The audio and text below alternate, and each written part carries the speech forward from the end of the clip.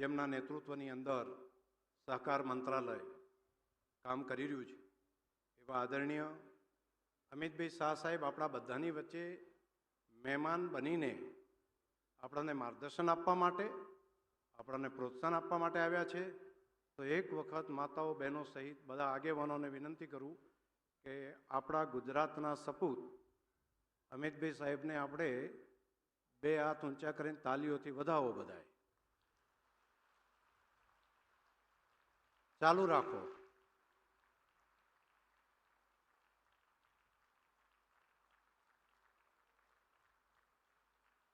આભાર. સાથે સાથે ભારત સરકારના બંને માન્ય મંત્રીશ્રીઓ જે અમિતભાઈ શાહ સાહેબની સાથે બંને મંત્રાલય સંભાળે છે, મુરલીધર મોહનજી તેમજ કૃષ્ણપાલ ગુર્જરજી, એ બંને પણ બે મંત્રી સાહેબો પણ આપણા બધાની વચ્ચે આવ્યા છે. એમને પણ તાલીઓથી આપણે સ્વાગત કરીએ.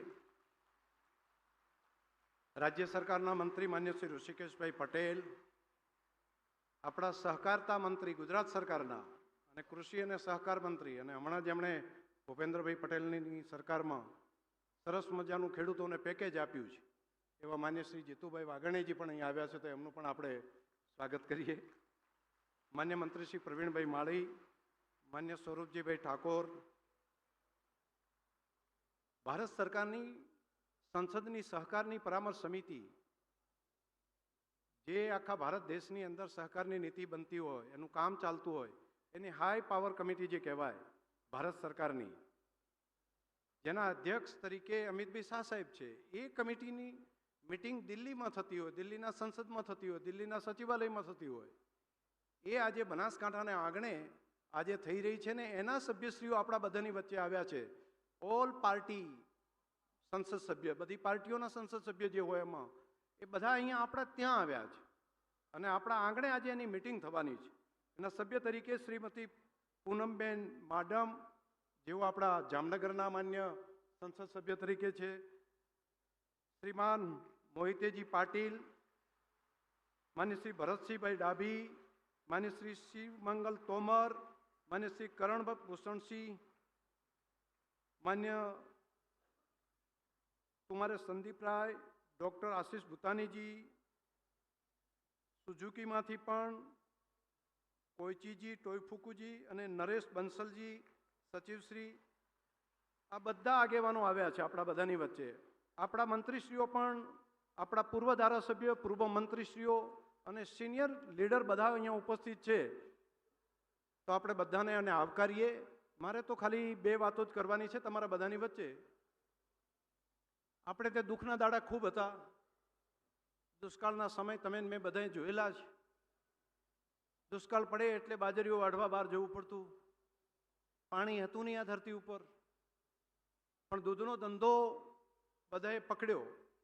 ગલબા કાકાએ એની શરૂઆત કરાવરાઈ અને બે બાબતો જે ખૂટતી હતી આપણને, એમાંની એક પાણી અને બીજું વીજળી.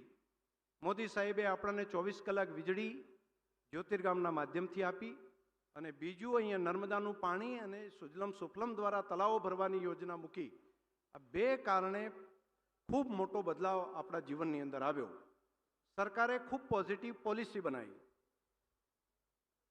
આના કારણે કરીને આપણું જીવન ધોરણ ખૂબ સારું થયું. મારે તમને બધાને એક વાત એવી કરવી છે, તમને બધાને ભાઈઓ બહેનોને, કે એક મોટો ઇતિહાસ ભારતની અંદર બન્યો. આપણા દેશના પ્રધાનમંત્રી અને ગુજરાતના સપૂત આપણા મોદી સાહેબે દેશની આઝાદીના આટલા વર્ષો પછી અલગ સહકાર મંત્રાલય બનાવવાનો નિર્ણય કર્યો અને એમણે વિચાર્યું કે સાચા અર્થની અંદર જો નાનામાં નાના ગરીબ માણસ, મજૂરી કરતો માણસ, ખેડૂત, પશુપાલક એનું જીવન જો બદલાવવું હોય તો એના માટેનો રસ્તો છે સહકાર. અને આ સહકારિતાને બળ આપવા માટે નવું મંત્રાલય ચાલુ કર્યું આઝાદીના 50 વર્ષ પછી, અને એના મંત્રી તરીકે આપણા અમિતભાઈ શાહ સાહેબને જવાબદારી સોંપી. આ દેશના ઇતિહાસમાં ખૂબ મોટો બદલાવ આવ્યો. ભાઈઓ બહેનો, તમને બધાને ખબર છે કે ગલબા કાકા અહીંયા ડેરી ચાલુ કરીને આપણા જીવન ધોરણ કેટલું મોટું પશુપાલનને દૂધમાં બદલાયું. મોદી સાહેબના નેતૃત્વની અંદર આપણા અમિતભાઈ શાહ સાહેબે ભારતની આઝાદીના આટલા વર્ષો પછી નવી સહકારી સંસ્થાઓ, ભારતમાં સહકારી સંસ્થાઓ ચાલુ થાય એના માટેનું એક અભિયાન તરીકે લીધું. આ એક ડેરી એક જિલ્લામાં સ્થાપના થઈ એના કારણે આટલું મોટું બદલાવ આવ્યો હોય. સહકારી આગેવાનો આ કામ કરતા હતા એના કારણે આ બદલાવ આવ્યો હોય તો અહીંયા તો સરકારના મંત્રીશ્રી, જેમની પાસે ગૃહ અને સહકારિતા બે મંત્રાલય છે, અને એમણે ખાલી મંત્રી અને મંત્રાલય ચલાવવું એટલું નહીં, એમણે નક્કી કર્યું કે હું આવનારું મારું ભવિષ્ય ગુજરાતના ખેડૂત પશુપાલકોનું ઉજળું થાય એટલા માટે એવી સંસ્થાઓનું નિર્માણ કરવું કે આવનારી સદીઓ સુધી મારો ભારતનો ખેડૂત કે પશુપાલક કે ગરીબ માણસ કોઈ તકલીફમાં ના રહે. એટલે એમણે શું કર્યું ખબર છે? જેમ આપણે ડેરીની એક નાનકડી સ્થાપના કરીને તોય આવડું પરિણામ છે ને, એમણે ભારત સરકારની અંદર NCEL કરીને વૈશ્વિક સ્તરે ભારતના ખેડૂતો આપણે ત્યાં તૈયાર કરેલો ખેતીનો પાક એનું વિશ્વના માર્કેટની અંદર વેચાણ થઈ શકે, આપણે એક્સપોર્ટ કરી શકીએ સહકારી ધોરણે, એના માટે કરીને એક સહકારી સંસ્થાની સ્થાપના કરી. અને આ માત્ર 24-25ના વર્ષની અંદર એનું ટર્નઓવર 4,283 કરોડ રૂપિયાનું ટર્નઓવર આ એક જ વર્ષની અંદર ત્યાં આગળ થઈ ગયું. એટલે આપણા ખેડૂતોનો માલ આપણો વિદેશની અંદર વેચાઈ શકે એવી વ્યવસ્થા થઈ. બીજી સંસ્થા, આપણે ઓર્ગેનિક વસ્તુ તો બનાવતા, પરંતુ બનાવેલી વસ્તુને ઓર્ગેનિક છે કે નહીં એની કોઈ વ્યવસ્થા નહીં, એનું માર્કેટિંગ ક્યાં? તો એના માટેની ભારત ઓર્ગેનિક કરીને એક સંસ્થા ચાલુ કરી અને એ જ ગયા વર્ષની અંદર 10 કરોડ કરતાં વધારેનું પહેલા જ વર્ષની અંદર એનું ઓર્ગેનિક તૈયાર થયેલી પ્રોડક્ટનું વેચાણ પણ ચાલુ થઈ ગયું.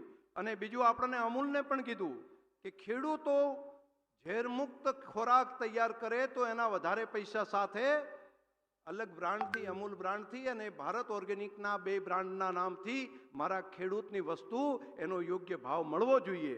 અને આવું મોટું કામ કરીને એક નવી સંસ્થા બીજી પણ ઊભી કરી. ત્રીજી એક કરી BBSSL. બીજ આપણે લઈએ છીએ પરંતુ બીજ તૈયાર કરેલું હોય એમાં પ્રાઇવેટ કંપનીઓ છે અને કરોડો કરોડો રૂપિયા પ્રાઇવેટ કંપનીઓ આ બીજના પૈસા લઈ લે છે.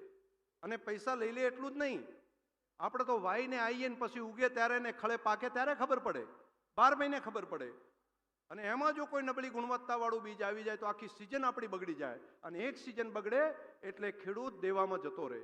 તો આવું ન થાય એટલા માટે બીજની અંદર પણ સહકારી સંસ્થા ઊભી કરવા માટેનો ઐતિહાસિક નિર્ણય કરી અને આ કામ ચાલુ કરી દીધું છે. અને મારે આભાર માનવો પડે કે આ સહકારી સંસ્થા સાથે આપણી બનાસ ડેરીએ પણ બટાકાના સીડ્સ માટેનું એની સાથેના કરાર આદરણીય અમિતભાઈ શાહ સાહેબના નેતૃત્વની અંદર આપણે કરી લીધા છે. એટલે આખા દેશનું કામ, બીજ બનાવવાનું જે કામ ચાલે છે એમાં આપણે સહભાગી પણ આપણે બનાસ ડેરી તરીકે થયા છે. હમણાં આપણા નાના નાના ડ્રાઈવરો હોય તો ડ્રાઈવરો ગાડીઓ ચલાવતા હોય તો એની જે કંપની હતી બીજા દેશોની કંપની, અને એમાં એ ડ્રાઈવરનું શોષણ થાય. તો કીધું મારા દેશના લોકો બેસે, મારા દેશના લોકો એનું ભાડું આપે, મારા દેશના ડ્રાઈવર ચલાવે, ટેક્સી મારા દેશની હોય, પણ એના પૈસા વિદેશમાં કઈ રીતે પહોંચે? તો એનો રસ્તો શું? તો કંપનીની જગ્યાએ એક કોઓપરેટિવ સંસ્થા ટેક્સીના ડ્રાઈવરો માટેની કરવાનો ઐતિહાસિક નિર્ણય આપણા અમિતભાઈ શાહ સાહેબે દેશના પ્રધાનમંત્રી મોદી સાહેબના નેતૃત્વમાં ચાલુ કરી દીધું છે. તો ડ્રાઈવરના પૈસા એના હકના અધિકારના એને મળે. આવા તો ઘણા બધા કામો આપણા દેશની અંદર આદરણીય મોદી સાહેબ અને આદરણીય અમિતભાઈ શાહ સાહેબના નેતૃત્વમાં થઈ રહ્યા છે. આજનો દિવસ સદભાગ્ય છે આપણું કે બનાસની અંદર આપણને એમનું માર્ગદર્શન મળવા જઈ રહ્યું છે. એક એમણે ખૂબ થોડા દિવસ પહેલા વાત કરી અને મારે તમને બધા આટલા પશુપાલક માતાઓ, બહેનો, ભાઈઓ બધા આવ્યા છે ત્યારે મારે તમને જાણકારી પણ એની આપવી પડે. એમણે કીધું કે દેશની અંદર ચામડા માટે વિદેશથી કેટલાક ચામડા આયાત કરતા હોય, કેટલાક કતલખાનાની અંદર પણ પશુઓ જતા હોય. તો આવું પહેલાં મૃત્યુ પશુ હોય તો એના ચામડાથી જોડા સીવતા, એના ચામડાથી બાકીની વસ્તુ બનતી. તો અત્યારે તો કોઈ પશુ મૃત્યુ પામે તો એના માટેની કોઈ વ્યવસ્થા નથી. તો એવી એક સહકારી સંસ્થા બનાવી શકાય અને એમાં વિજ્ઞાનને ઉમેરી શકાય, એમાં ટેકનોલોજીને ઉમેરી શકાય. તે ગાય કે ભેંસ એ મૃત્યુ પામે તો એનું ચોબડું પણ એ પ્રમાણે ચામડું પણ એટલું સોફ્ટ થઈ શકે કે બાકીના લોકોને જે જોતું હોય તો વિદેશની અંદર એક્સપોર્ટ કરવું હોય તો એ ચામડું થાય, જે મરેલા ઢોરનું એનું ચામડું વિદેશની અંદર એક્સપોર્ટ થાય. એના માટે કરીને કોઈ પશુની કતલખાનામાં મૂકવાની જરૂર ન પડે, એનું હાડકું હોય, એની બાકી વસ્તુ હોય, એનો પૂરેપૂરો ઉપયોગ થાય. અને એટલા માટે એક આવી કોઓપરેટિવ સંસ્થા પણ ઊભી કરવા માટેનું માર્ગદર્શન આપ્યું છે. આપણે ત્યાં લગભગ 3-4 હજાર ગાય ભેંસ લગભગ રોજના 300-400 જેટલા એ રોજના મૃત્યુ પામતા હોય. તો એક એવી કોઓપરેટિવ સંસ્થા થાય કે ગાય કે ભેંસ મૃત્યુ પામી હોય તો અત્યારે ક્યાં નાખવું એનો પ્રશ્ન છે. તો એને બદલે એનું વૈજ્ઞાનિક અભિગમ સાથે એનું એન્ડ યુઝ તક એનો ઉપયોગ થાય તો આવનારા સમયમાં ખેડૂતને આવક પણ વળે વધારાની, અને તે ગંદકી કે ફેલાય નહીં, અને જીવંત પશુને ક્યારેય મોતના મુખમાં ધકેલાવવું ના પડે. તો આ વ્યવસ્થા પણ આપણે એક નવી કોઓપરેટિવના માધ્યમથી કરવાનો વિચાર આપણી ધરતી ઉપર કર્યો છે. જીવદયાનું ખૂબ મોટું કામ આના માધ્યમથી આપણે ત્યાં થશે. મેં તમારા બધાના ભરોસે સાહેબને હા પાડી છે કે બનાસ આ ધરતી ઉપર આ કામ કરશે. અને હજુ આજે ઘણા બધું માર્ગદર્શન આપણે અમિતભાઈ શાહ સાહેબનું આજે લેવાનું છે. આપણે નવી પહેલ અલગ અલગ જે કરી છે એની પણ સાહેબને આજે બતાવવાના છીએ. મારે આભાર માનવો છે કે આજે જેટલા ઉદ્ઘાટન સાહેબ કરી રહ્યા છે ને એ બધાની અંદર એમની જો મદદ ના હોત તો આપણે બાયો સીએનજી ગેસ ન કરી શકોત. એમણે કીધું, સુઝુકી કંપનીને ત્યાંથી કેવડાયું, આપણી જમીન આપણી અને પૈસા બધા એમના, અને ખેડૂતોને રૂપિયે કિલો પૈસા મળે એવી વ્યવસ્થા જો દેશના પ્રધાનમંત્રી મોદી સાહેબ ને અમિતભાઈ શાહ સાહેબના આશીર્વાદ જો બનાસની ધરતી ઉપર ના હોત તો 250 કરોડથી વધારે રૂપિયાનું રોકાણ એ લોકો કરી રહ્યા, ઉસીના નહીં, જ્યાં ખાતે. સમજાય છે ને? જ્યાં ખાતે રૂપિયા આપી અને આપણે આપણી જમીન અને આખો પ્લાન્ટમાં ખર્ચો એ આપે એમ કરીને કર્યું. પહેલો જે આપણે પ્લાન્ટ બનાવ્યો એમાં આપણા ઘરના પૈસા આપણે 8 કરોડ રૂપિયા ખર્ચ્યા હતા, એની 5 વર્ષમાં સફળતા થઈ ગઈ. તો હવે બાકી સુઝુકી કંપનીએ પણ આપણને મદદ કરવા માટેની વાત કરી છે. ઘણા બધા લોકો મદદ કરી રહ્યા છે અને એમાંથી તૈયાર થયેલું ખાતર એ ઝેર મુક્ત જમીન થાય, રાસાયણિક ખાતર, જંતુનાશક દવા વગરનું, આપણી ધરતી અમૃત જેવી ધરતી થાય, ખેડૂતોને આવક થાય. અને એનું ઉદ્ઘાટન આજે આપણે અમિતભાઈ શાહ સાહેબના હસ્તે કરવા જઈ રહ્યા છીએ. બીજું એક બેબી ફૂડ માટેનું એક મોટું પ્લાન આપણે બનાવી રહ્યો છે. વિદેશની કંપનીઓ એ આપણે તે બેબી ફૂડ આપે છે, તો આપણે બેબી ફૂડ એવું બનાવીએ નાના બાળકો માટેનું કે જેના કારણે કરીને 50,000 કરોડનું માર્કેટ એ વિદેશની કંપનીઓ અહીંથી લઈ રહી છે. પાવડર આપણો, ઘી આપણું, વસ્તુ આપણી, પણ એનો નફો વિદેશમાં જાય છે. તો અહીંયા પાવડર પ્લાન્ટ જે બનાવી રહ્યા છીએ એ આખા દેશની અંદર એ પ્રમાણનો બનાવી રહ્યા છે કે બેબી ફૂડ બનાવવાનું કામ પણ આપણે આ ધરતી ઉપરથી કરશું અને એના રૂપિયા પણ મારી પશુપાલક માતાઓ બહેનોના ખાતામાં પહોંચી શકશે. આવા ઘણા બધા કામો સાથેનું આપણે કામ લીધું છે. આદરણીય અમિતભાઈ શાહ સાહેબને વિનંતી કરીશું આપણે કે આપણને અહીંયા પણ અને સાંજ સુધીમાં એમનું માર્ગદર્શન મળશે અને એનો અમલ પણ કરીશું. અને ઉદાર હાથે આપણને મદદ કરી છે એમણે, ઘણી બધી સબસિડીઓ પણ આપણને આપી છે. અને એટલા માટે આપણે આજે તઈ દિલથી અમિતભાઈ શાહ સાહેબનો આભાર પણ માનીએ. અને તમે બધાય ખૂબ રાજી થયા હોય તો તમે બધાય એક વખત જો ખુશ થયા હોય તો તાલીઓ પાડીને સાહેબને ને ભારત સરકારને, મોદી સાહેબને, ભૂપેન્દ્રભાઈ પટેલ સાહેબને, અમિતભાઈ સાહેબને બધાને જરા વધાવો. એક વખત બધા ખુશ થયા હોય તો વધાવો, બધા જોરથી. ખૂબ ખૂબ આભાર, ખૂબ ખૂબ ધન્યવાદ.